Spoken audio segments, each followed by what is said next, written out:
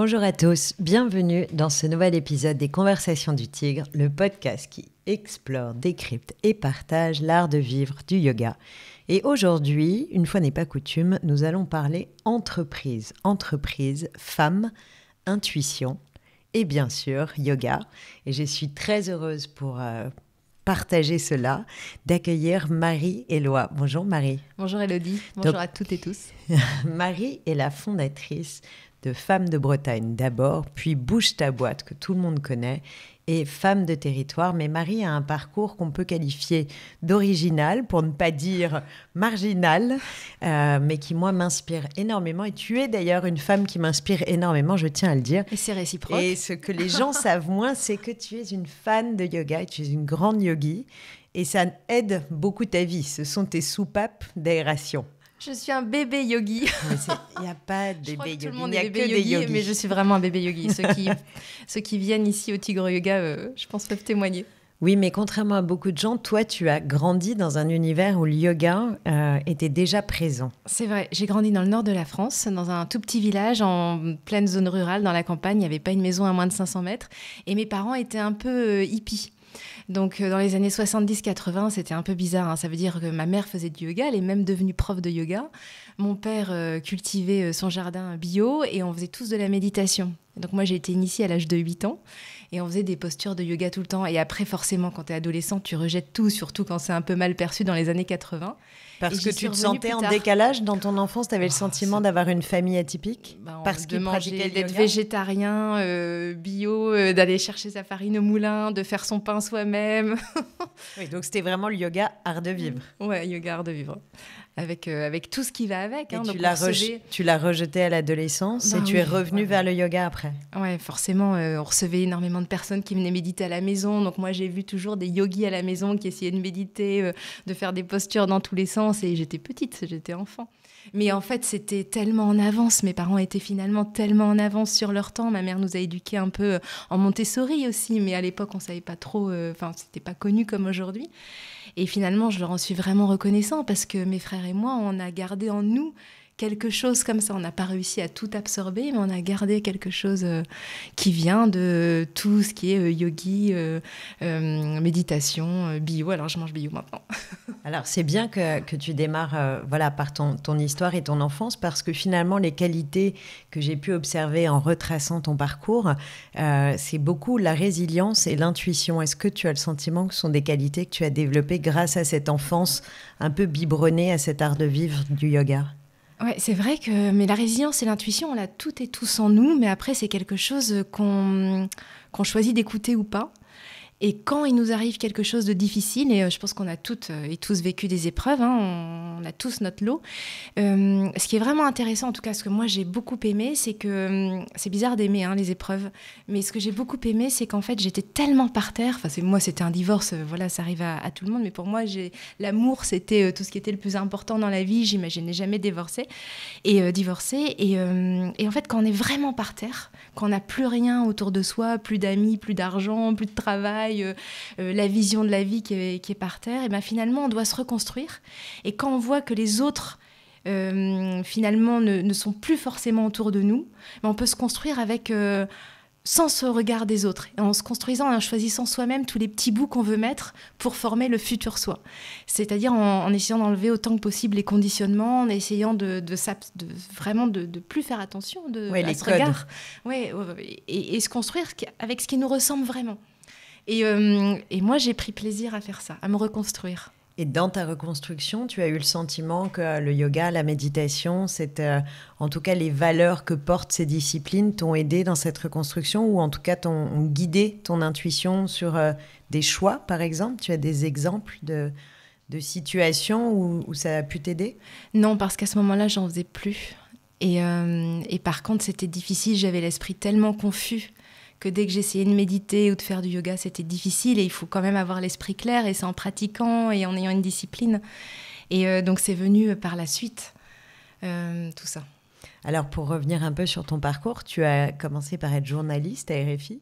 Tu as beaucoup voyagé, énormément, et c'est beaucoup ce qui a nourri justement peut-être ton intuition, ou en tout cas un sens plus aiguisé de l'observation et de la clairvoyance. Ensuite, tu as créé une école Montessori dont tu étais présidente bénévole, et j'insiste lourdement sur le bénévole. Et à l'époque, tu étais mariée. Tu dis toi-même que ce divorce t'a propulsé dans une dimension un peu cataclysmique, où tout d'un coup, tes repères, en tout cas familiaux, ton quotidien, se sont effondrés. Tu étais au RSA à l'époque, et tu avais cette école, et tu t'es reconstruite en commençant par monter Femmes de Bretagne.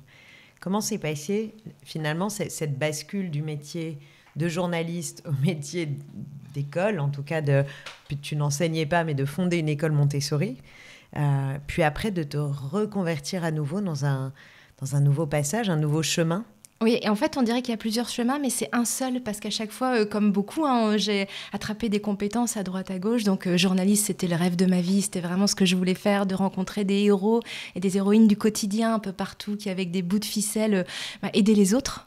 Et ça, un peu partout dans le monde. Donc, j'ai vraiment appris avec ça. J'avais un moment, j'avais une émission sur les droits des femmes, et les droits des femmes à l'étranger, donc l'excision, le viol comme arme de guerre. Et tout ça, je ne me rendais pas compte qu'il y avait aussi des sujets d'égalité en France. Tu avais déjà une sensibilité féministe? Je ne mettais pas les mots dessus. Mais oui, forcément. En tout cas, l'injustice ne te laissait pas indifférente. Oui, c'est ça, parce que ma mère les yeux aussi... de journaliste, on est un peu obligé à un moment probablement de se voiler certaines choses qui sont insupportables. En fait, on a un micro, donc c'est une posture. Donc quand tu es moi j'étais en radio, donc à RFI, Radio France Internationale, donc quand tu es toute seule à l'étranger avec ton micro, tu es protégée en fait par ton micro. Et ma mère petite nous emmenait, elle était bénévole chez Emmaüs, donc elle nous emmenait voir les conférences de l'abbé Pierre, de sœur Emmanuel. Et elle nous emmenait aussi avec elle dans tout ce qu'elle faisait auprès d'Emmaüs. Il y avait un terreau humaniste quand même très fort. Qui était là, en tout cas, ça m'interpellait beaucoup. Et puis surtout de voir les personnes qui, avec des bouts de ficelle, arrivent à changer les vies des autres. Quelque chose a commencé à germer, de voir qu'en fait, ils avaient peur, mais ils faisaient quand même. Ça, c'est quelque chose qui m'impressionne. Ça veut dire qu'on a le droit d'avoir peur. Moi, je suis une immense trouillarde, j'ai peur tout le temps. Mais malgré tout, je fais, en fait. Je me dis, tous les matins, je me dis ce truc-là, d'ailleurs. Qu'est-ce que je ferais si je n'avais pas peur ? Et quand on se dit ça, qu'est-ce que je ferais si je n'avais pas peur ? Mais en fait, le champ des possibles s'ouvre. Et du coup, on se dit, bah oui, en fait, ça permettrait de faire ça. Et du coup, la motivation est plus forte que la peur. Donc, journalisme, ça m'a appris ça, vraiment à voir les différentes cultures, à voir que c'était possible de s'engager. Et puis, à la naissance de ma fille, elle avait des soucis de santé, donc j'ai arrêté de travailler. Et, ça a duré combien de temps, la période de journalisme ? 7 ans. Mais 7 ans magique, merveilleux. Je faisais de la chute libre en même temps. Donc j'étais dans l'adrénaline. Pour quelqu'un qui a peur, tu as fait quand même beaucoup de choses, parce que tu as voyagé dans beaucoup de pays, tu as fait de la chute libre, oui, et j'ai fait été confrontée à des sujets quand même très violents. Et j'ai fait 43 sauts en chute libre. Je ne suis pas sautée, j'ai pas sauté une fois en parachute. J'ai 43 fois et la porte, elle s'est ouverte et j'ai dû sauter dans le vide, franchement. Du coup, je pense que ça crée des connexions neuronales. Tu sais, quand tu répètes quelque chose où tu as peur et tu le fais quand même, ça crée des connexions neuronales qui sont intéressantes. Et donc ensuite, ma fille, voilà. Donc j'avais vu dans les pays, notamment anglo-saxons, Montessori. Je savais à quel point c'était fantastique parce que ça rend acteurs les enfants de leur apprentissage, ça développe la confiance en soi, l'autonomie. Et puis c'était aussi les bases de ton éducation. Oui, mais sans m'en rendre compte, sans conscientiser. Et c'est ce qu'on fait aujourd'hui dans nos réseaux féminins d'entrepreneurs. C'est être actrice de sa propre carrière, de son développement, de son entreprise. Finalement, tout se relie à la fin. Et donc, j'ai créé cette école, j'ai cofondé cette école avec une autre maman que je ne connaissais pas du tout. On s'est rencontrés parce que j'ai commencé à parler de mon projet d'école, ce qui était totalement irréaliste. Je ne connaissais personne en Bretagne. J'avais bien sûr pas d'argent, pas d'enfants, pas de parents, pas d'enseignants. C'est mieux de démarrer avec rien. Avec rien. J'avais jamais entrepris de ma vie et j'avais jamais même fait un PowerPoint de ma vie. Je savais pas ce que c'était les finances, le management, la gestion. Ne parlons pas des études de marché. Et donc, avec cette maman, on se dit, mais en fait, on va faire cette école. On était en avril 2011 et on s'est dit, on va l'ouvrir à la rentrée parce que nos enfants avaient 3 ans. Donc, il nous fallait une école pour septembre 2011. On n'est jamais mieux servi que par soi-même. Et c'était un peu inconscient. J'étais enceinte en plus du 2e. Et en fait, on a eu l'école à l'unanimité un mardi soir. après avoir fait mon premier PowerPoint. Et le jeudi matin, avec ma fille, on mettait des affiches jaunes fluo sur tous les ronds-points à 30 km à la ronde du petit village où on voulait faire cette école. C'est interdit, je ne savais pas, de faire ces affiches-là. Et sur l'affiche, il était écrit « Nouvelle école Montessori, porte ouverte ce week-end, ouverture en septembre ». Le truc improbable. Du grand marketing. Et le samedi, on s'est regardé avec mon amie, ma nouvelle amie, on s'est dit est-ce qu'il va y avoir du monde à notre truc ?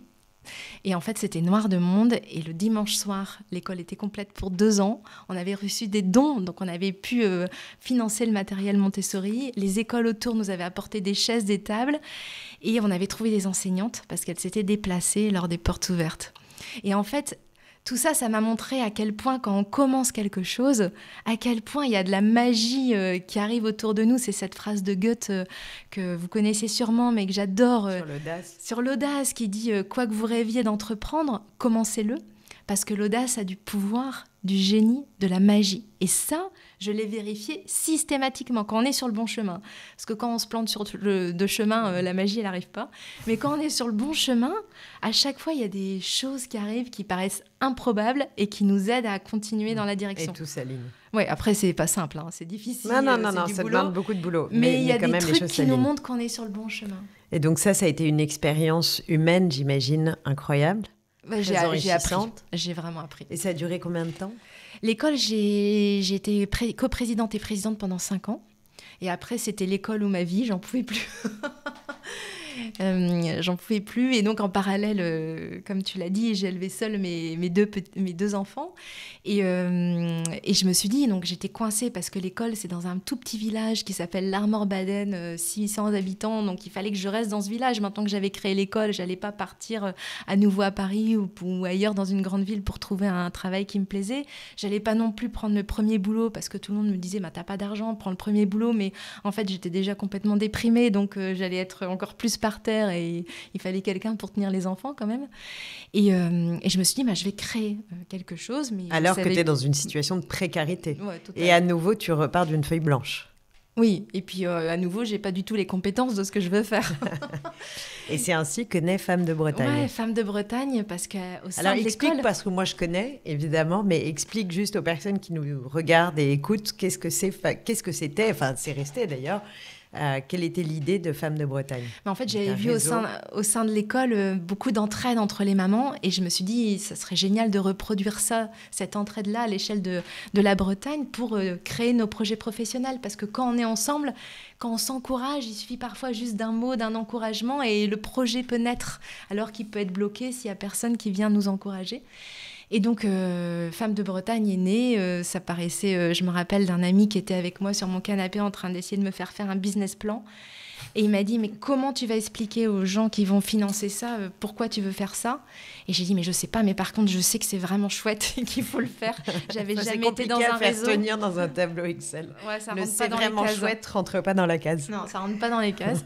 Et donc, c'est un réseau d'entraide pour créer son entreprise. C'est ouvert à toutes les femmes, quel que soit son statut. On peut être en transition professionnelle, retraité, salarié, avec l'envie de créer, avec déjà une entreprise. Et tout le monde s'entraide. Donc, on sort de l'isolement, on met en lien, on fait partager des compétences. Et à ce moment-là, tu t'es pas posé de questions sur ta légitimité de mener ce projet ? Non, j'y connaissais rien à l'entrepreneuriat. C'est ce que je trouve génial dans ton histoire. C'est pour ça que je parlais d'un parcours atypique. Bien sûr, on ne parle pas d'argent. Trésorerie, je sais pas ce que ça veut dire, plan de financement. On va en parler après de ce rapport à l'argent, parce que c'est ce qui est intéressant, c'est de noter qu'au début, tu étais la première à ne pas... à mettre tout ça loin de toi. Ce qui était important, c'était l'énergie du projet et le sens à l'action. Le sens à l'action. Et ce que je constate chez les femmes qui entreprennent, c'est ça, c'est qu'on a envie de sens, avant tout de sens. Et le problème chez nous, les femmes, c'est que le sens, il est là. Mais il nous manque tous les codes business. Et moi, j'étais franchement le meilleur cobaye. Et pour mes équipes, elles continuent aujourd'hui de se moquer de moi parce que quand il y a des freins, je les ai forcément. Donc, on les enlève et elles en ont souvent moins que moi. Je voudrais que mon frère écoute ce podcast parce qu'il verrait que je ne suis pas un cas unique et ça me ferait assez plaisir. Mais c'est lié à notre héritage. Mais quel conseil tu donnerais aujourd'hui à ces femmes de Bretagne et maintenant de partout qui auraient envie de se lancer, mais qui n'auraient justement, elles non plus, pas forcément les codes business au sens contrôle de gestion, finance, trésorerie et toutes ces matières un peu ardues que nous fuyons allègrement.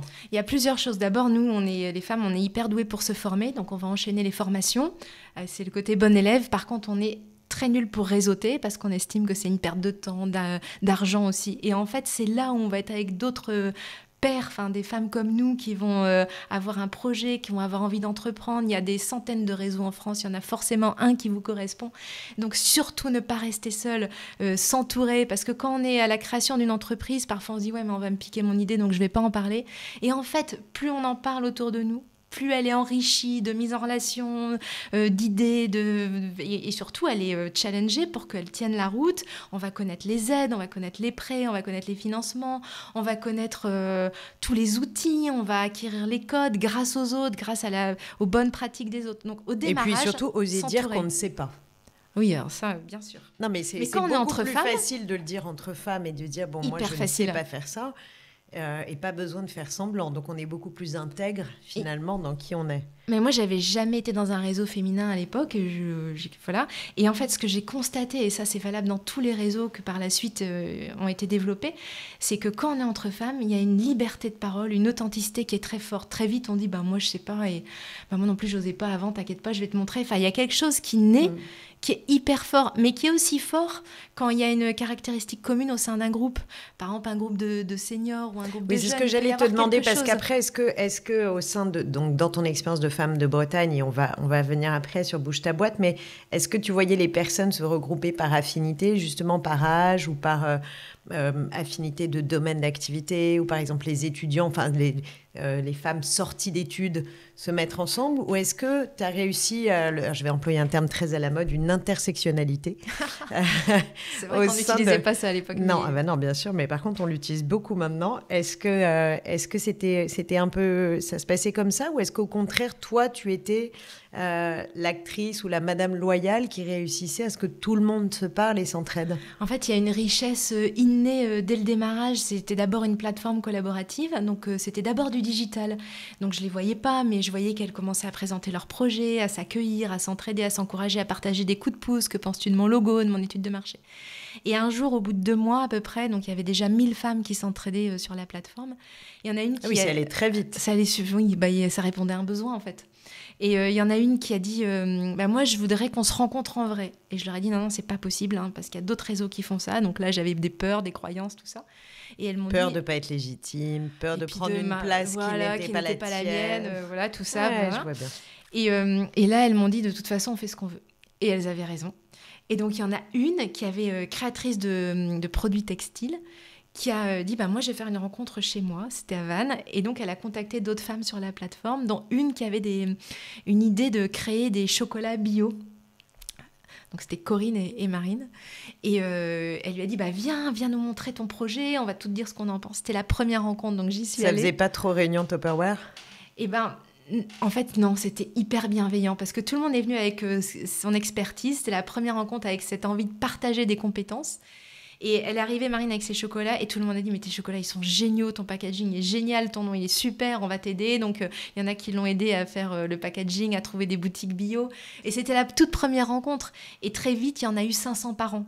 Des rencontres et des ateliers autour de l'entrepreneuriat, juste en Bretagne. Et alors, c'était quoi le modèle économique de Femmes de Bretagne? Il était nul. Alors, tu sais ce que m'avait dit un jour un entrepreneur qui a créé un réseau de crèches qui a eu beaucoup de succès. Il m'a dit, tu sais, ne t'inquiète pas, j'ai revu 6 fois le modèle économique de cette entreprise avant de trouver le bon. C'est toujours rassurant. Oui, c'est sûr. C'est ce que je dis à mes équipes. Un jour, on trouvera le bon. Femmes de Bretagne, c'est associatif. C'est une adhésion. C'est une asso, donc c'est 60 € l'année, 30 €. Oui, à l'époque, c'était associatif. C'est toujours associatif, Femmes de Bretagne. Et après, tu as créé Bouge ta boîte. Oui, où là, tu as pris le parti de faire une entreprise. Oui, alors juste avant, Femmes de Bretagne, c'est devenu national, Femmes des territoires. Et donc, du coup, ça se retrouve même entre elles, la même bienveillance partout en France. Mais qui reste, alors oui, Femmes des territoires, c'est associatif. Et il y a une dimension presque caritative dans Femmes des territoires? Non, c'est associatif, on est ensemble et on travaille autour de nos projets pour les faire naître, et on travaille aussi avec les acteurs de la création d'entreprises pour que les entreprises soient viables. Ça, c'est vraiment important. Femmes des territoires, on veut aider 75 000 femmes à créer leur entreprise d'ici 2030. Donc, on a des antennes en dehors de la Bretagne. Vous êtes à combien de femmes aujourd'hui ? Il doit en avoir 4500 sur la plateforme Femmes des Territoires. Et qui elle-même regroupe combien de personnes autour d'elle ? C'est un écosystème de combien de salariés, tu sais à peu près ? Non, c'est vraiment quelque chose sur lequel on doit travailler. C'est vraiment la data, arriver à montrer l'impact. On avait une étude d'impact en Bretagne, mais Femmes des Territoires, c'est tout bébé au niveau national. Ça fait que 2 ans et demi, donc on est encore tout petit. Mais en Bretagne, il y a eu une étude d'impact qui a été faite par Elisabeth Laville d'Utopie et qui a montré que les entreprises du réseau soutenaient 1 emploi sur 500 en Bretagne. Donc avec un impact économique qui est fort. Donc on a repris ces chiffres-là et notre ambition, c'est de les dupliquer au niveau national. Voilà, dupliquer tout ça au niveau national. C'est magnifique. Donc, Bouge ta boîte, oui. Alors, au début, je me suis dit, je vais le créer en association parce que j'avais tout créé en association, l'école, Femmes de Bretagne. Et là, le conseil d'administration de Femmes de Bretagne m'est tombé dessus en disant, Marie, c'est bien de dire aux femmes de créer leur entreprise depuis plusieurs années. Ce serait bien que tu montes la tienne. Mais ouais, il serait peut-être temps que tu y ailles aussi. Et donc, j'avais très peur. Et donc, Bouge ta boîte est née... Mais tu as sauté de l'avion. Ouais, exactement. J'ai fait 44e saut en chute libre. Ouais, sans parachute là. Et donc j'ai fait tous les prêts d'honneur, les prêts bancaires possibles. Et Bouge ta boîte, en fait, c'est né du constat que je rencontrais beaucoup de dirigeantes qui me disaient à la fin des rencontres, mais tu sais Marie, j'en vis pas de mon activité. Et je me dis, mais c'est pas possible, c'est quoi les chiffres de l'entrepreneuriat ? Qu'est-ce qu'on a, nous les femmes, avec l'argent en fait ? Et l'argent, c'est le plafond de verre chez nous, mettre de la valeur sur soi, afficher son juste prix. Tout ça, c'est vraiment des freins qu'il faut arriver à dépasser. Alors justement, donne-nous quelques chiffres avant d'expliquer finalement Bouge ta boîte. Quelles ont été les grandes datas, les grandes données au niveau national qui ont été déterminantes dans ta décision de dire là, vraiment, il y a besoin ? Il n'y en avait pas déjà. Donc ça montre que quand on ne compte pas... C'est déjà une bonne information. Déjà, il n'y en avait pas. Donc j'ai appelé une chercheuse. Je lui ai dit, bon là, c'est quoi les vrais chiffres ? Parce qu'on dit qu'il y a 30% de femmes chefs d'entreprise. Donc on se dit qu'on n'est pas loin de la parité. Donc on se dit, ça va, finalement, les femmes sont représentées dans l'économie. Mais moi, celles que je rencontre, il y en a énormément qui n'en vivent pas. C'est 2% de la propriété. Oui, voilà. Exactement. Celles que je rencontre, elles n'en vivent pas. Donc, quel est le pourcentage des dirigeantes qui en vivent ? Et donc, elle m'a dit, pour moi, c'est 70% qui gagnent moins de 1 500 € par mois. Donc, 70% des femmes chefs d'entreprise, ça c'était quand ? C'était en 2015-2016, mais depuis, on a fait pas mal d'études qui ont corroboré ces chiffres de manière systématique. Alors, si tu as quelques chiffres aujourd'hui, récents, aujourd'hui, les femmes entrepreneurs représentent quel pourcentage en France ? Alors, ça dépend des sources, celles qui sont gonflées, celles qui sont plus réalistes. Donc, on dit qu'il y a entre 30 et 40% de femmes. On va dire que c'est plutôt autour de 20-25% réellement et 70% qui n'en vivent pas. Et alors, je lui ai dit, mais parce les que hommes... c'est de la micro-entreprise, c'est parce qu'on n'a pas les celle codes. Qui va faire ses petits bracelets dans sa cuisine même pas. ou ses gâteaux. Même pas, ça, même pas. C'est toutes les dirigeantes d'entreprise qui ont pignon sur rue, qui ont vraiment des belles ambitions, qui ont une expertise. Enfin, c'est vraiment des chefs d'entreprise qui avant, c'est beaucoup de la reconversion, donc qui avant avaient été salariés dans des vraiment belles fonctions. Mais une fois chef d'entreprise, mettre de la valeur, parler d'argent, tout ça, il nous manque ces codes-là. Et moi, la première au démarrage. Et du coup, ce qui fait que, il nous manque ces codes-là pour arriver à en vivre. Et chez les hommes, donc on peut penser que c'est un problème français, l'argent, mais pas du tout. Parce que chez les hommes, je lui dis, c'est quoi le pourcentage ? Elle m'a dit, c'est 50% qui déclarent ne pas en vivre, mais... Pour eux, ne pas en vivre, c'est gagner entre 3 et 4 000 € par mois. Gagner moins de 3 et 4 000 € par mois. Donc, on voit bien qu'on a un gap qui est gigantesque.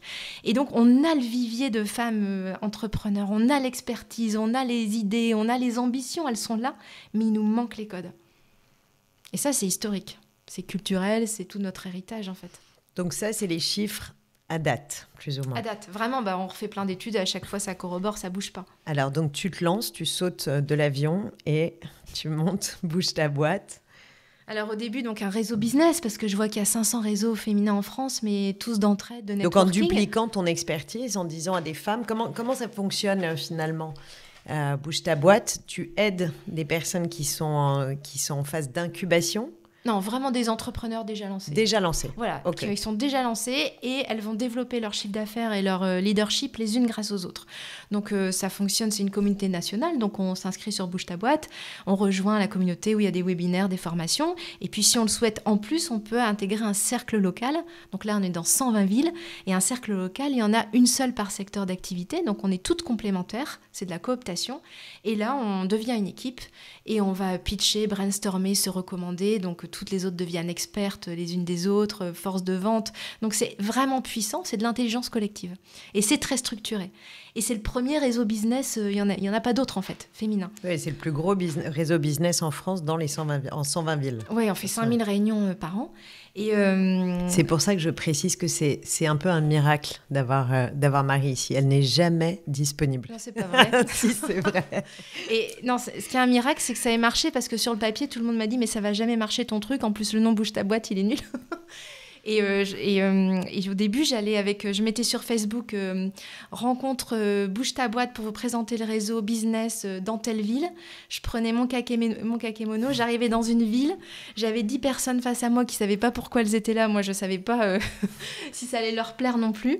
Et puis, ça a démarré comme ça. Et puis après, par capillarité, ça a grandi. Ouais, aujourd'hui, grandi. C'est plus comme ça, hein, c'est hyper structuré. Et alors, est-ce que tu as été très courtisée entre Femmes de Bretagne, Femmes des Territoires et Bouge ta boîte par les politiques? Est-ce qu'il y a eu des tentatives de récupération ou d'appropriation du projet par des réseaux politiques ou des réseaux d'hommes qui voulaient dire « Ah, mais nous, on soutient les femmes qui entreprennent ». Non, alors pour moi, c'est très important. Ou est-ce que tu as réussi à garder ton indépendance? Ouais, non, totalement, parce que ce qui est sûr, c'est que voilà, c'est totalement apolitique. Ça, c'est hyper important pour nous, donc ça n'a pas sa place. Hein. On est des dirigeantes d'entreprise qui dynamisent les territoires, on crée de l'emploi, on crée de l'expertise, de la valeur ajoutée, donc on est là-dessus. Par contre, ce qui est hyper important pour nous, c'est d'aller vers la mixité.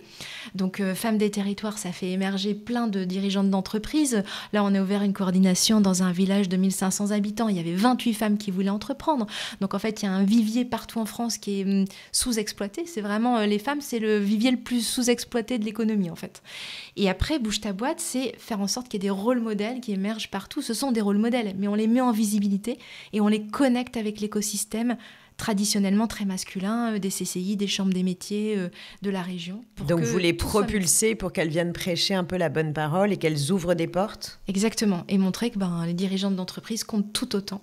Et c'est le tout autant. Est-ce que tu as le sentiment que les chefs d'entreprise femmes, quand elles ont réussi, elles ont plus de temps, elles accordent plus de temps au partage de leur expertise et à l'entraide qu'un homme chef d'entreprise qui a réussi? Est-ce que ça fait plus intuitivement partie de leurs valeurs? En tout cas, je pense que parmi les valeurs, c'est le sens avant tout qui drive les dirigeantes d'entreprise. Donc c'est pour ça qu'il faut ajouter ce côté business et les deux vont ensemble. On n'est pas obligé d'avoir que le sens ou que le business. Mais c'est un peu schizophrène parce que souvent, elles ont l'impression que pour avoir du sens, il faut ne pas chercher avant tout à gagner de l'argent. Et en fait, l'argent, c'est une énergie. Je leur dis souvent, c'est super de créer pour du sens, mais si vous voulez donner de l'impact à votre sens, il faut en vivre et puis il faut réussir à le développer parce que sinon votre impact il va être ridicule et ça va être en contradiction avec le sens. Ouais, ne serait-ce que dans les médias d'ailleurs, on les voit très peu. 1%. Parmi les femmes dans la catégorie les chefs d'entreprise médiatisés, voilà, il y a 1% de femmes. Donc c'est pas possible. Stat, c'est effrayant. C'est horrible. Et en fait, à chaque fois, elles me disent oui, mais il y a plus compétente que moi pour parler. Puis moi, j'en ai pas besoin pour mon ego. Mais en fait, on se dit tout ça. Résultat, ça donne 1%.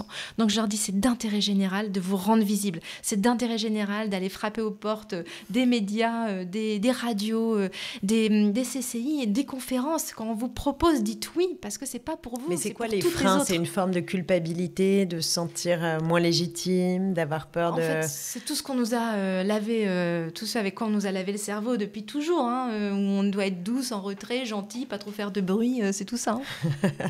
C'est un héritage culturel et un Exactement. peu des mémoires karmiques qui se retranscrivent aujourd'hui depuis à travers une pudeur qui est mal placée finalement. Ouais, et du coup, on a intégré qu'on devait être comme ça et que nous, on a moins d'ego et donc on n'a pas besoin pour notre ego. Mais mais l'ego, c'est très constructif. C'est un moteur. Et puis la société, elle a besoin des deux. On ne peut pas continuer avec une société où on a 80% masculin dans tous les postes de direction, de pouvoir, de responsabilité et 20% de femmes, parce que c'est ça les chiffres. Dans tous les domaines, on ne dépasse pas 20%. Et il faut aller vers l'équilibre. Et ça, c'est très important. Et pour ça, nous les femmes, on doit se rendre visibles, pas pour nous, pour toutes les autres, pour la société, parce que ça a des conséquences sociales, sociétales, environnementales. Et alors tu dis il faut, et je l'entends parce que moi ce que j'aime dans ton féminisme, c'est que c'est un féminisme constructif. C'est pas de la propagande, c'est vraiment, on sent que derrière il y a une pulsion forte d'améliorer la société sous toutes ses couches. Mais quelles sont les qualités des femmes en tant que chef d'entreprise que toi tu as pu observer dans tous ces réseaux et qu'on pourrait ou devrait mettre davantage en valeur? Parce que je t'ai entendu parler beaucoup d'intuition, donc. Ouais, et en fait, on n'est jamais contre. On est ensemble. Il y a un éveil collectif depuis quelques années sur la place des femmes et leur impact dans l'économie, qu'il n'y avait pas il y a quelques années encore. Donc, ni les femmes, on ne doit pas culpabiliser. Oui, t'es pas dans un féminisme d'opposition. Non, on ne doit pas culpabiliser, nous, de pas assez oser, pas assez machin. C'est comme ça. On l'a reçu en héritage. Donc maintenant qu'on le sait, qu'on en a conscience, on avance. Et on agit.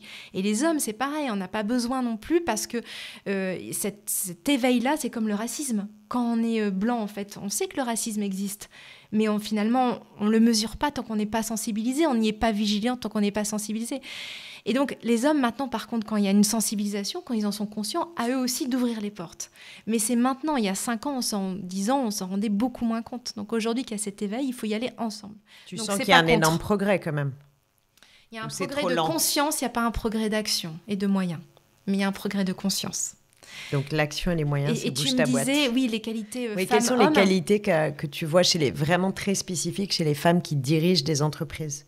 Parce qu'il faut être un leader quand même. Et quand on parle de pudeur, de difficulté à... Je le dis, mais je me coupe une branche sous les fesses en le disant. Mais quelles sont les qualités qui sont très productives, on va dire? Alors, c'est vraiment ce dont ont besoin aujourd'hui les jeunes et de plus en plus les femmes. En fait, on voit bien que c'est les mêmes choses. On a besoin de plus de management horizontal, de collaboratif. Enfin, tout ça, tout ce sens-là, il est de plus en plus important. Et ça, c'est le féminin qu'on a chacun et chacune en nous. Et pour moi, souvent, on me dit, oui, les femmes, elles sont plus comme ça, les hommes plus comme ça. Et en fait, je pense que c'est le féminin en nous, qu'on soit femme ou homme, il est comme ça. Donc, il est plus sur ces valeurs-là. Et le masculin, il est plus sur ce qu'on a connu jusqu'à présent dans l'économie. Et aujourd'hui, dans l'économie, enfin, tout ce qui a construit l'économie aujourd'hui, finalement, c'était que le masculin des hommes qui était légitime. Et donc, même nous, les femmes, on a dû se conformer, pas à notre masculin, mais au masculin des hommes. Oui, c'est vrai. Et d'ailleurs, il y a 20 ans, les femmes chefs d'entreprise qui sont nos rôles modèles à nous, qu'on a pu regarder quand on était étudiante et qu'on a pu admirer, finalement, elles avaient embrassé des codes très masculins. Je ne vais pas les citer, mais je pense qu'on a tous plein d'exemples en tête. Et c'était des femmes, on les appelait un peu les cracheuses de chewing-gum. Il y avait ce côté, j'embrasse des codes masculins pour être acceptée par mes alter-ego masculins. Je ne connaissais pas l'expression cracheuse de chewing-gum. J'adore. Pardon. Mais en fait, elles ont dû adopter les codes masculins des hommes. Ouais. Donc vraiment se couper de leur propre puissance à elles. Et je pense qu'on n'est jamais autant puissant, et c'est ce qu'on dit dans nos réseaux de femmes, on n'est jamais autant puissante que quand on est vraiment soi-même, donc avec notre féminin et notre masculin, sans se couper de l'un ou de l'autre. Et ça ouvre, ça permet aux hommes de se désincarcérer et de mettre aussi en valeur leur féminin et pas que leur masculin. Alors comment tu vois tout l'avènement auquel on assiste dans ce milieu, cet écosystème du yoga au sens très très large, de la femme puissante, la femme sorcière, le féminin sacré, tu sais, l'éveil de la Kundalini au sens féminin du terme. Il y a de plus en plus d'enseignements, de pratiques, de formations, de stages sur développer son féminin sacré. Est-ce que tu as le sentiment que ça peut participer de cet avènement ou de cette réhabilitation du pouvoir féminin ? Ou est-ce qu'au contraire, ça nous dessert parce que ça donne de nous une image justement un peu passéiste de femme sorcière qui finalement nous place trop dans un archétype qui n'est pas non plus celui de la femme modérée, constructive, posée et entrepreneuse? Je pense que c'est très puissant et que, comme tu dis, cette réhabilitation est essentielle. En fait, on a besoin d'être fiers de qui on est. Et ça participe à nous rendre fiers d'être femme. Et en même temps, ça fait bizarre de ça, et en même temps, il faut les deux en fait. Il n'y a pas une seule voie, il y a plusieurs voies et chacun va explorer là où il a besoin de puiser davantage de richesse. Mais tu n'as pas le sentiment qu'on est desservi par cette image-là? Moi, j'ai plein d'amis qui sont à fond là-dedans et ça leur plaît énormément. Aussi, donc je vais surtout moi, pas je dire le pioche, contraire. et moi, je pioche aussi des choses là-dedans. Non, mais tu vois, moi, je sais qu'on a pu me le reprocher justement parce que ça crée une dualité. Je suis femme, chef d'entreprise et en même temps, évidemment que j'adhère à ce mouvement de la résurrection, de la réémergence du féminin sacré, notamment à travers des pratiques de yoga, mais pas que. Et ça peut parfois interpeller les gens, tu vois. Ouais, je suis les deux et je suis légitime et intègre je pense dans les deux rôles. Et c'était comme s'il fallait qu'on change de casquette. Mais en fait, on peut en porter une seule et sous une seule casquette, il y a toute notre personnalité, avec toutes ses facettes. C'est ça, on a le droit d'être tout. On a le droit d'être tout et d'être différente à différents moments. On n'est pas obligé d'être dans une seule case. On a le droit d'être tout. Souvent, d'ailleurs, c'est un truc auquel je pensais récemment, c'est qu'avant, on parlait beaucoup de la femme. La femme, elle est comme ça, la femme. Et en fait, non, moi, je m'inclus. Moi, je disais aussi avant, au démarrage, quand j'ai créé Femmes de Bretagne, je disais, oui, les femmes, elles sont plus comme ça, elles sont plus comme ça. Et maintenant, je m'inclus souvent parce que je dis, mais en fait, nous, on n'est pas un truc à part posé à côté, parce que ça, c'est finalement, c'est les hommes qui disent, les femmes, elles sont comme ça, et donc on reproduisait. Mais en fait, c'est nous, et nous, les femmes, on a le droit d'être multiples, diverses, d'avoir différentes ambitions. En fait, peu importe, on s'en fiche, on a le droit d'être tout ça, et à différents moments de ne pas l'être ou de l'être davantage. Moi, ça m'est... Est-ce que ces messages, tu as le sentiment qu'ils passent auprès de la jeunesse, auprès des étudiants? Parce qu'il y a quand même un mal-être étudiant majeur en ce moment, tout le monde le sait, les statistiques sur le mal-être physique et psychique des étudiants est très fort. Est-ce que s'adresser à des étudiantes, est-ce que tu le fais? Est-ce que tu sens que ce message-là passe mieux qu'avec des personnes de 40, 50 ans qui sont beaucoup plus assises sur...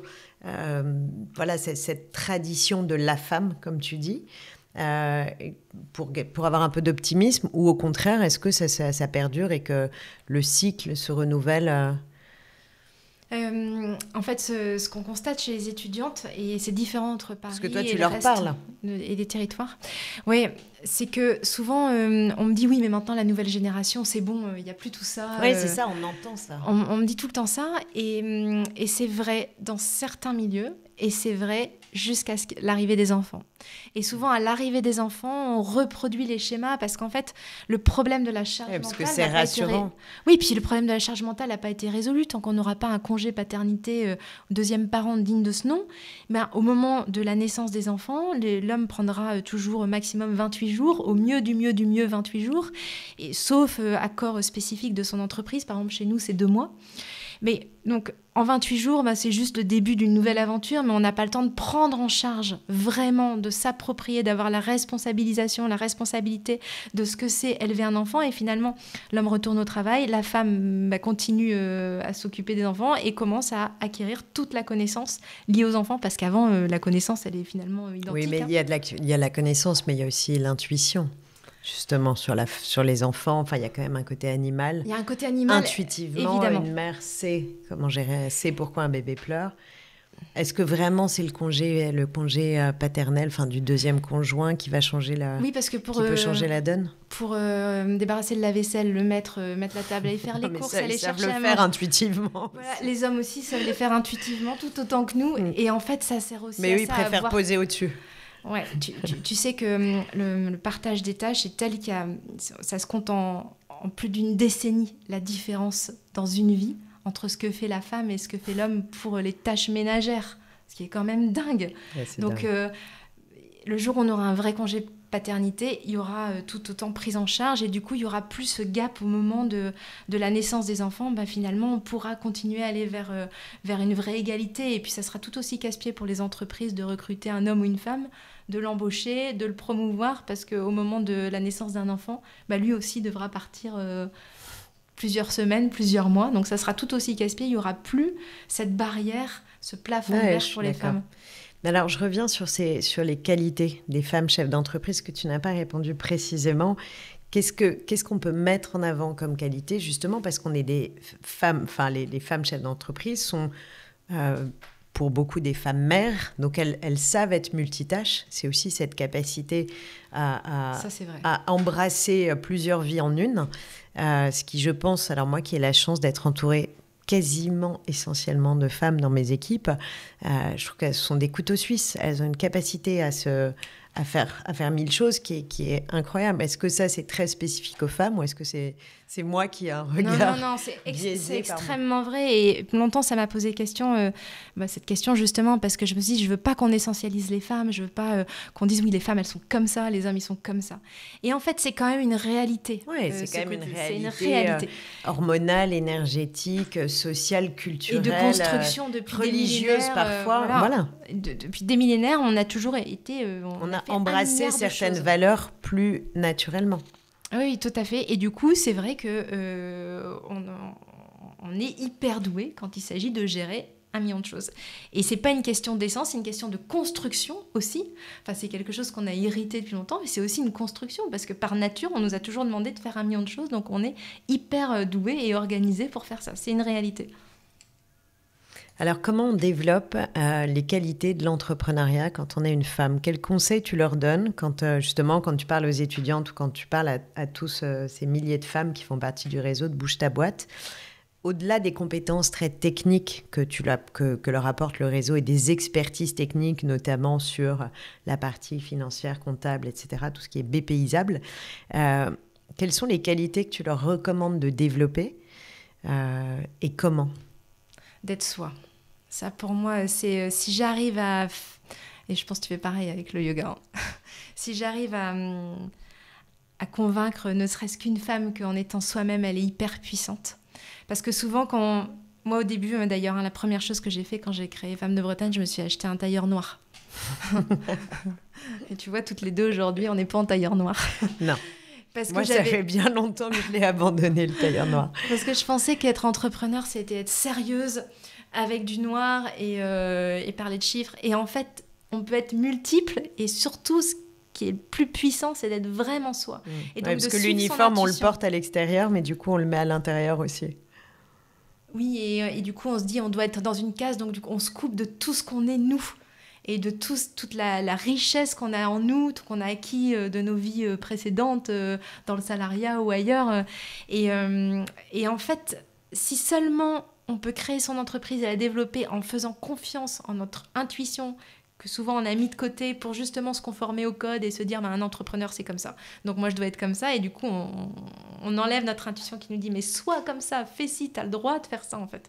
Et donc être dans un réseau de femmes... Et de se déculpabiliser aussi. Mais totalement. Comme tu dis, tu as le droit de faire ça. Moi, ce que je vois, c'est que beaucoup de femmes disent « J'adorerais faire une retraite de yoga, j'adorerais faire plus de yoga, j'adorerais faire ci. » Mais c'est comme si elles attendaient une forme d'autorisation de l'univers ou de leur conjoint ou de leurs enfants ou de leur boss de s'autoriser à s'octroyer du temps pour elles-mêmes. Et il y a toujours un peu cette chape de culpabilité parce que se donner du temps à soi, c'est inutile. Ce n'est pas, je ne vais pas dire que c'est contre-productif, mais en tout cas, ça n'est pas productif. C'est tout à fait ça. Est-ce que l'on pouvait, et vraiment, je le vois tellement souvent, comment on peut les amener vers ça, allouez-vous du temps pour vous parce que personne ne le fera à votre place. Mais moi, la première. Hein. Ah oui, je n'osais pas le dire, mais c'est parce que je le pense très fort. Tu l'as entendu. mais tout ça va de la même chose. Je veux que tu nous parles de toi aussi. mais en fait, tout ça vient de la même chose. C'est s'accorder de la valeur à soi. Parce que s'accorder du temps, c'est s'accorder de la valeur. Parce qu'on a de la valeur, donc il faut finalement prendre soin de soi. On s'accorde pas ça en fait, s'accorder de la valeur, mettre de la valeur sur soi, sur son entreprise. C'est pour ça que nous, quand on crée notre entreprise, on passe plus de temps à se juger qu'à se valoriser. Oui, puis quand on crée notre entreprise, par exemple, on la finance pas, nous les femmes, c'est 12% seulement qui financent. C'est souvent avec nos économies ou avec notre ordinateur dans le salon, parce que du coup, on se dit oui, mais mettre de la valeur sur notre entreprise, sur notre idée de création, sur nos ambitions, tout ça est très compliqué. Et c'est pareil, c'est la même façon de s'accorder du temps. Tout ça est très compliqué. Aller dans un réseau, c'est pareil, c'est s'accorder du temps de prospection, s'accorder du temps pour affiner ses idées. Et ça, ou développer sa créativité, même se nourrir des autres. Se nourrir, et en fait, on ne se l'accorde pas. On estime que c'est une perte de temps, alors que c'est ce qui va nous en faire gagner. Et faire du yoga, c'est pareil. Moi, quand je ressors de tes cours, je suis pas très douée, mais quand je ressors de tes cours... Mais il n'y a pas à être doué ou pas doué. On est yogi ou pas yogi. J'ai une énergie décuplée. Mais je dois faire l'expérience à chaque fois pour me dire « Ah oui, j'ai bien fait ». Mais je culpabilise à chaque fois que je prends ce temps-là pour moi. Et c'est quand même dingue parce que j'ai le droit de m'accorder ce temps-là. Non, mais je trouve ça bien que tu avoues être la première, finalement, t'es ta première cliente. Terrible. Tu es la première à qui tu adresses tes messages pour progresser. Carrément. Et comment tu gères ta vie d'entrepreneur? Parce que donc, tu te déplaces beaucoup, tu t'occupes de beaucoup de personnes, tu es évidemment archi sollicitée par des milliers de femmes. Tu es aujourd'hui très sollicitée par les médias, par les pouvoirs publics, tu as reçu beaucoup de prix. Bravo. Donc, comment tu gères toutes ces sollicitations? Est-ce que tu arrives à mettre des barrières pour tes enfants, pour toi, pour ton couple? Ou est-ce que tu as le sentiment d'être la première à te laisser bouffer par tout cet environnement qui a besoin de Marie-Éloi? Alors, j'ai grandi. Avant, j'acceptais tout et tout gratuitement. Et en fait, c'est le meilleur conseil qu'on m'ait jamais donné, c'est de m'entourer de personnes plus compétentes que moi.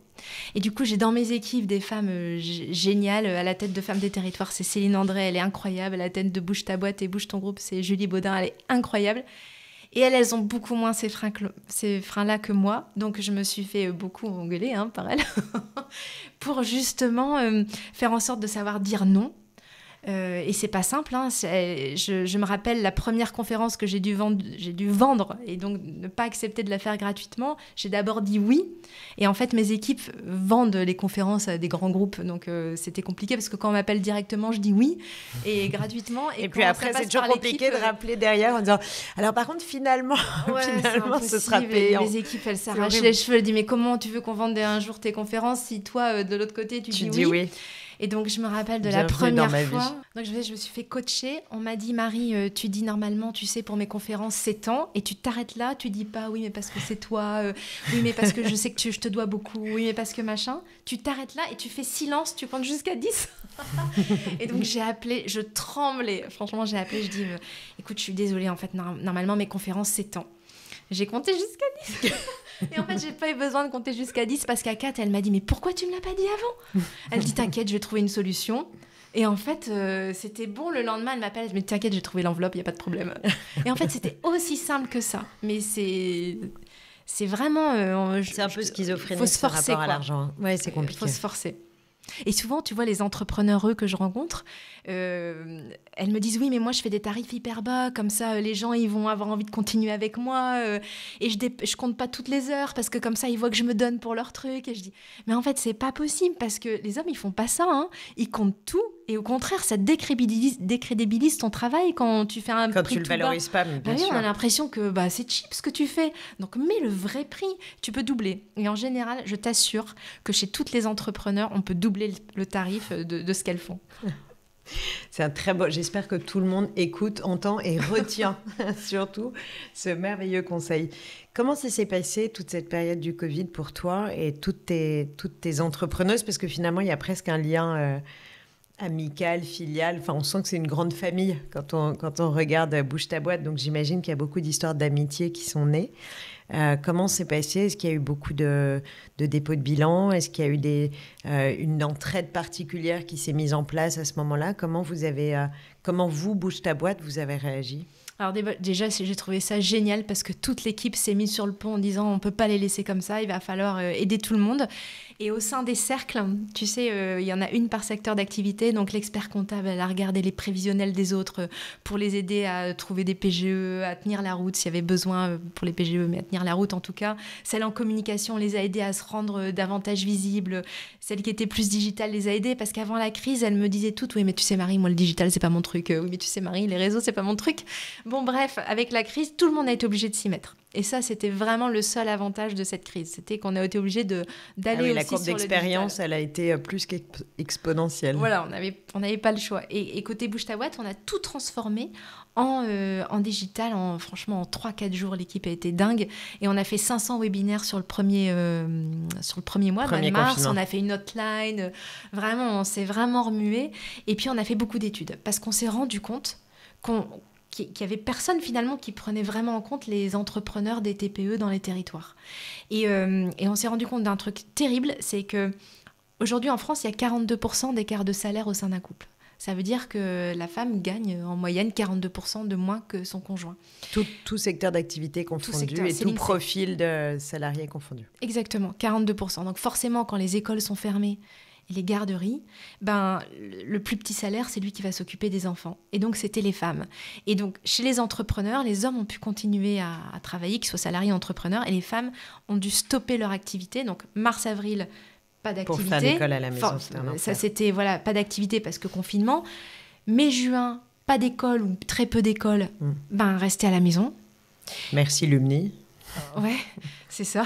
Juillet-août, grandes vacances. Donc en fait, on s'est rendu compte que les femmes entrepreneurs, elles ont eu 6 mois sans très peu de chiffre d'affaires, avec très peu de chiffre d'affaires et très peu de prospection. Et que c'était des entreprises qui avaient été extrêmement fragilisées. Donc on a fait beaucoup d'études pour montrer ça.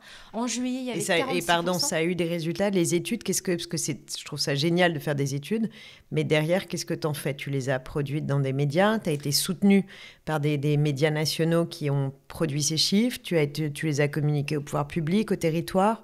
Est-ce que ça a eu un impact concret, ces Alors études? déjà, tout ce qui intéresse les femmes entrepreneurs, généralement, c'est totalement secondaire. Donc du coup, non, il y a eu très peu, finalement, il y a eu des petits encarts, des petits trucs dans les médias. Donc nous, on est allés à fond sur les réseaux. Et puis au gouvernement, comme on commençait vraiment à avoir des bons liens avec le ministère de l'économie, de l'égalité, qui était vraiment sensible à ces sujets-là. Donc on a beaucoup partagé ça avec eux. Et puis les aides du gouvernement sont arrivées à ce moment-là. Et donc, ça a permis de perfuser les entreprises parce qu'en juillet, on avait 46% des dirigeantes qui disaient qu'elles étaient en risque imminent, en fait. Donc, c'était gigantesque. Ça, c'est juillet 2020. Juillet 2020. Et 3 mois après, ça a été diminué à 12%. Donc, on voit bien qu'il y a eu un effet aide gouvernementale qui était fort. Mais non, tout ce qui est entrepreneuriat féminin porté par les femmes est totalement déconsidéré et toujours secondaire.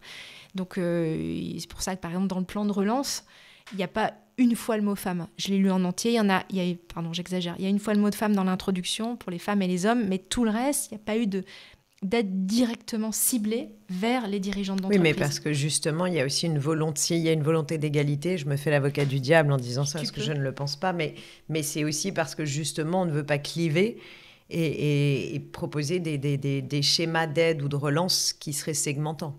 Et en fait, oui, alors ça, c'est un argument qui tient la route à partir du moment où les chiffres sont équivalents. Quand on regarde les chiffres et qu'on est à 5, 10, maximum 20% d'un côté, et 70, 80, 90, 100% de l'autre côté, on se dit, là, on ne peut pas faire semblant que tout va bien et qu'il y a de l'égalité, en fait. Il faut aller vers l'équité.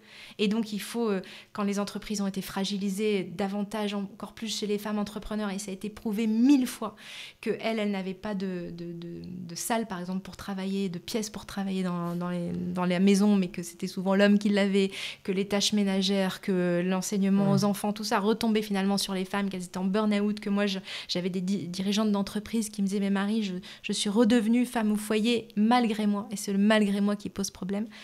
Et tout ça, il faut quand même le prendre en compte et pas se mettre des œillères et se dire, ok, il y a eu un vrai déséquilibre qui a encore aggravé la situation, on va mettre des moyens dessus. Et tu as le sentiment du coup qu'on est reparti en arrière? Il y a eu des dépôts de bilan, par exemple, davantage dans des secteurs, enfin pour des entreprises portées par des femmes?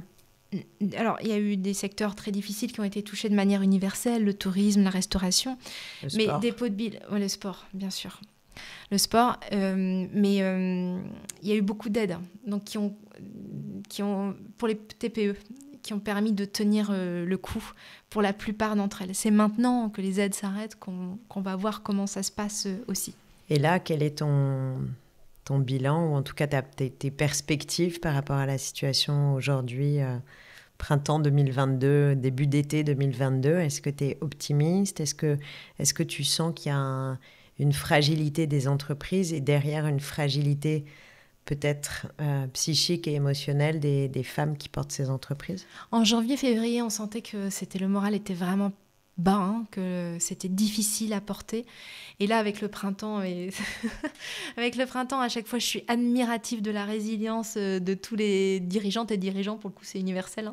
Je suis admirative de cette résilience, de voir que, mais ok, c'est dur, mais on va trouver des solutions et on va avancer. Ça va pas être le plan prévu, mais on va trouver... Et le collectif aide beaucoup aussi à remonter, à rebooster, à repartir, à retrouver de l'énergie. Donc là, je sens tu parles de résilience, on en parlait tout à l'heure. C'est vrai que moi, je l'ai observé aussi beaucoup. Et c'est vrai que tu le sais mieux que personne, le yoga nous aide aussi d'une certaine façon à développer notre résilience parce que le yoga nous aide à prendre conscience de nos forces, de nos points d'appui, de notre solidité, de notre ancrage. Il y a un côté très sécurisant et c'est finalement avec un sentiment de sécurité et de confiance en soi et d'ancrage, de solidité qu'on peut trouver les clés de cette résilience. Et donc je fais partie évidemment des gens convaincus que le yoga nous aide. Est-ce que tu aides aujourd'hui toutes ces femmes en difficulté ou en fragilité avec justement un soutien psychique, moral, pour les aider à trouver cette résilience ? Alors, ce que tu dis sur le yoga, c'est vrai. Moi, en tout cas, j'en ai vraiment besoin aujourd'hui et ça m'aide à avoir la clarté et l'énergie. Pour nos dirigeantes d'entreprise, en fait, elles sont actrices elles-mêmes de leur développement et de leur entreprise chez Bouge ta boîte. Et surtout, elles sont en équipe. Donc, on fait, par exemple, au début de chaque réunion, on fait une météo de fin, une météo de début, une météo de fin. Donc, souvent, la météo de début, c'est brouillard, pluie, fatigué, machin. Et météo de fin, en fait, au bout d'1h30 à partager, mais de manière très structurée, à s'encourager, à trouver des collectif. Solutions. Mais à la fin, c'est toujours soleil, booster, rebooster, c'est toujours se réénergiser. Et en fait, c'est pour ça, tu vas en parler de Montessori tout à l'heure, mais tout ça fait sens parce qu'en fait, bien sûr, les choses descendantes sont intéressantes et importantes, mais je crois... Et le yoga, c'est ça, c'est être acteur soi-même et actrice de son développement, de son apprentissage. Et je crois vraiment qu'on est capable de transformer les choses par nous-mêmes. Et c'est pour ça que je crois beaucoup à l'intelligence collective et évidemment... Et à l'intuition collective, finalement. Bien sûr, à se permettre... s'autoriser notre intuition, à retrouver la connexion avec notre intuition. Parce que quand il y en a une dans un cercle qui dit moi je fais comme ça ou alors je suis plus comme ça, toi tu dis mais en fait elle est comme moi, ou alors elle a les mêmes biais que moi donc il va falloir qu'on travaille dessus, ou elle est comme moi donc moi aussi je peux, c'est possible. Et je crois beaucoup au collectif. Il y a une force d'altérité qui est importante. À la sororité, tu sais, ce mot magnifique, alors le mot le plus beau du monde. Je t'ai entendu dire un autre mot, alors attends, parce qu'il faut qui est l'adelphité. Ouais, c'est le plus beau du monde. Parce qu'en fait... Alors donne-nous une définition. Parce que je pense que sororité, surtout dans le yoga, on en parle souvent et de plus en plus, donc l'équivalent de la fraternité pour les sœurs, pour les femmes. Mais l'adelphité, explique-nous ce que c'est. Alors, c'est mon mari qui m'a appris ça, parce que je ne le connaissais pas, ce mot-là. Et en fait, c'est l'addition de la sororité et de la fraternité. Et moi, mon rêve, c'est que partout, il soit écrit liberté, égalité, adelphité. Ça ferait tellement sens, en fait. C'est très beau. Voilà, adelphité. Ça peut être un très joli titre de livre, pour ton futur livre. Ouais, que j'essaie d'écrire au secours. Voilà, je pense qu'on tient déjà le titre. Marie, 2 dernières questions. Puisque tu es une femme de rebond, une femme d'intuition et de résilience, c'est quoi la prochaine étape de Bouge ta boîte et c'est quoi la prochaine étape de Marie-Éloi? J'adore que tu me dises ça parce que toi la première sur le rebond et la résilience. Prochaine étape de Bouge ta boîte et Bouge ton groupe, c'est alors moi mon rêve forcément pour relier le tout. Mon équipe, elle va hurler si elle m'entend. Mais elle va t'entendre. Voilà, c'est d'aller évidemment à l'international. Parce que si on arrivait à créer des ponts entre toutes les femmes partout, le drame des femmes, en fait, c'est qu'on n'a pas réussi à être ensemble et à agir ensemble. Et en fait, je crois donc beaucoup à relier. Tu vas directement au Parlement européen ? Alors ça, oui, au niveau européen, on commence à travailler là-dessus et vraiment relier le plus possible de femmes sur ces sujets-là. Il y a des équivalents de Bouge ta boîte en Europe ou ailleurs ? J'ai pas fait une super étude de marché, donc on n'a pas trouvé, mais elle est pas exhaustive, mon étude de marché. Et pour moi, c'est d'écrire ce livre. Merci d'en avoir parlé parce que la première chose quand j'ai un projet, même s'il n'y a rien du tout, c'est de commencer à en parler. C'est de commencer à en parler autour de moi. Et je vous conseille vraiment de le faire quand vous avez un projet, une idée, d'en parler autour de vous parce qu'après vous êtes fichu. Parce que tout le monde, voilà, Elodie, tu reviens vers moi en disant « Et ton projet de livre ?» Donc je suis fichue, je vais devoir essayer de le faire. Voilà. Alors, j'ai deux conseils à te demander.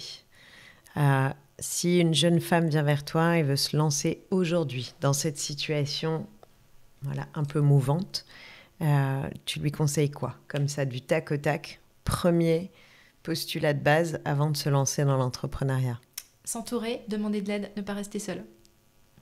Deuxième question, que je pose à tous mes invités, face à un sentiment partagée de désorientation dans laquelle on a été tous placés parce que pendant cette crise du Covid, il n'y avait plus de repères spatio-temporels. On ne savait plus où on avait le droit d'aller, quand, comment, avec quel certificat, quel passe, quel truc. Et ça a un peu brouillé nos repères spatio-temporels.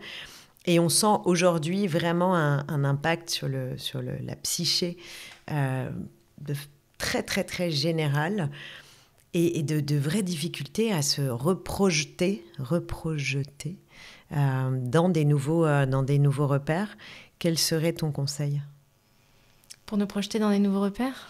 Ouais, pour essayer de se confronter, parce que le cerveau humain n'est pas fait, on le sait, pour gérer un tel niveau d'incertitude que celui qu'on a géré pendant 2 ans. Et même si on en est sorti aujourd'hui, on sent bien qu'il reste des stigmates de cette perturbation, et pour ne pas dire cette pathologie mentale qu'on a tous traversée.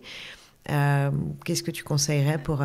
Quelque chose sur lequel le yoga et la méditation peuvent vraiment aider, c'est la confiance en soi. C'est la confiance en l'avenir, la confiance en la vie. Et ça, c'est quelque chose qui se travaille, en fait. Donc, d'avoir confiance, bien sûr, c'est mouvant, bien sûr, c'est instable, bien sûr, c'est dur. Parce que la vie a toujours plus d'imagination que nous. Mais bien sûr, c'est exactement ça. Et si on a confiance, et je sais que c'est pas facile d'avoir ça, hein, mais si on a confiance... Il y a des choses qui vont arriver et qui vont nous guider qu'on n'imagine pas aujourd'hui. En tout cas, moi, j'essaye d'avoir cette confiance, mais le yoga m'aide. Merci pour tout ce que tu fais, Élodie. C'est un très beau mot de la fin. Et en plus, ça m'a permis de placer ma phrase préférée. La vie a plus d'imagination que nous. Tu me l'as servi, mais alors vraiment sur un plateau. Merci, Marie. Non, c'était très beau. Ayez confiance en la vie, ayez confiance en l'avenir et ayez confiance en vous. C'est une belle leçon. Merci de nous avoir accordé ce temps. Je sais que ton temps est précieux, surtout que maintenant, il va falloir que tu écrives un livre. Donc, il va être encore plus précieux et plus rare. Et surtout, merci de ton amitié. Merci d'être là. Merci à toi, Élodie. Merci à tous d'avoir suivi cet épisode des Conversations du Tigre. J'espère que ça vous a plu et inspiré autant que moi et que ça vous a donné plein d'envie. Peut-être tu peux donner le site sur lequel on peut te retrouver pour toutes les personnes qui t'écoutent et se disent « je vais me lancer, ça y est ».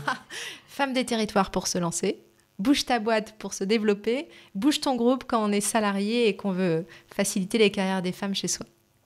Voilà, Femme des territoires, bouge ta boîte, bouge ton groupe. Merci 1000 fois. Et Marie-Éloi pour les réseaux sociaux pour suivre tous ces déplacements. Il y en a beaucoup, je vous promets. Et tous les prix merveilleux qu'elle reçoit. Merci à tous. Prenez soin de vous. Namasté.